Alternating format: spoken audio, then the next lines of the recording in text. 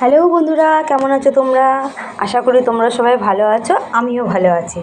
তো চলে এসেছি আজকে আবার একটা নতুন ব্লগ নিয়ে। তো প্লিজ ভিডিওটি স্কিপ না করে পুরোটা দেখতে থাকো। তো সকাল সকাল কী রান্না করব, আর ভালো লাগে না, রোজকার ডিউটি জানো তো বন্ধুরা।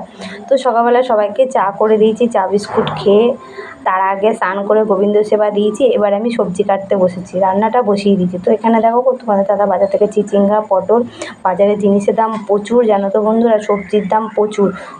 আলুর দাম যে এত মানে বেড়েছে ভাবনার বাইরে, প্রচুর আলুর দাম বেড়েছে।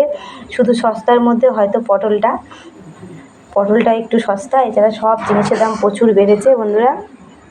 তো চলো একটা চিংড়ি মাছ নিয়েছি আমি বাড়িতে চিংড়ি মাছ এসেছিলো, সেটাই আমি একটু নিয়েছি। এটাই মাথাগুলো ছাড়িয়ে পরিষ্কার করে ধুয়ে আমি রান্না করব। তো এদিকে দেখো আমি ভাত বসিয়ে দিয়েছি, এদিকে ভাত হতে থাকুক, তারপর আমি এদিকে তরকারি কাটছি। দেখো এদিকে আমার পটল ছোলা হয়ে গেছে, পটলগুলো ভালো করে ছুলে ভালো করে ধুয়ে নিয়ে তারপর আমি রান্না করব। তো তোমাদের সাথে কথা বলতে বলতে আমার অনেকগুলো পটল কাটা হয়ে গেছে। তো এদিকে অনিও যাবে স্কুলে, সেই জন্য তাড়াহুড়ো করছি। তো কিছুটা রান্না করে ওকে খাইয়ে দেবো, তারপর ওকে স্কুলে পাঠিয়ে তারপর একটু স্বস্তি। কী যে একটা বিরক্তকর সকাল সকাল, এই যে অনেক স্কুল থাকলে খুব তাড়াহুড়ো লেগে যায় বন্ধুরা। এদিকে মাও অসুস্থ, মাকেও টাইমে ওষুধ দিতে হবে, ভাত দিতে হবে, মানে ভীষণ তাড়াহুড়ো লেগে যায় সকালবেলাটা।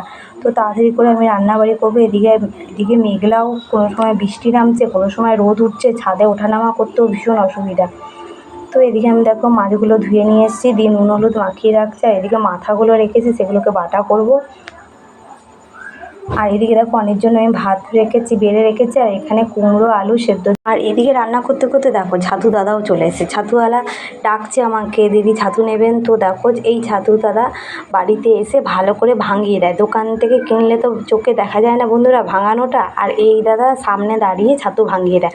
তো ছাতু ভাঙিয়ে আমি একটু ছাতু নিয়ে নিলাম, বেশি নিইনি আজকে, 1 কেজি ছাতু আমি নিয়ে নিলাম। এই দেখো আমাকে আবার দেখাচ্ছে, দেখো। তো চলো ছাতু তো নিয়ে চলে আসলাম বন্ধুরা।